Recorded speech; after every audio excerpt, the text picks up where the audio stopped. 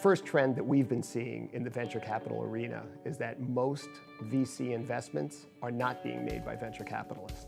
The early stage investments are being made by angel groups and angel investors.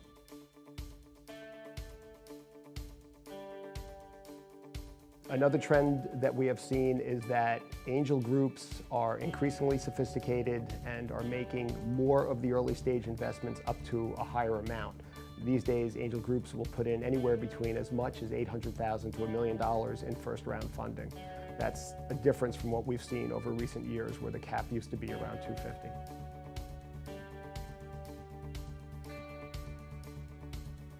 The third trend that we've seen that's very exciting is that accelerators and incubators are coming back into vogue.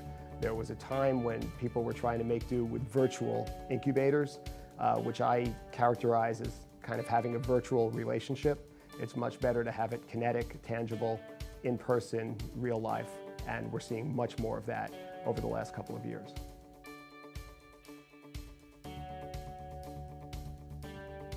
The fourth trend, and one that we're keeping our eye on closely, is that we're seeing much larger investments in late-stage venture companies.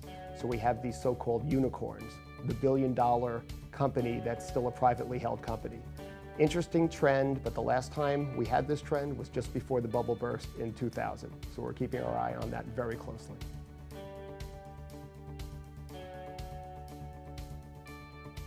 One thing that we've seen over recent years that's very exciting to us is the increasing diversity among entrepreneurs.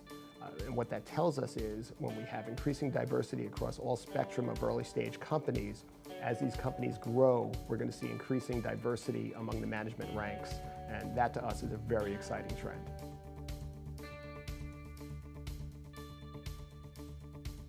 The unique thing about the venture capital team at Phillips Lytle is that we get to merge our tradition, 180-year-old law firm, with cutting-edge technology, cutting-edge legal practices, and we create a platform that I think really helps our startup companies and our entrepreneurs move on to the next stage of development.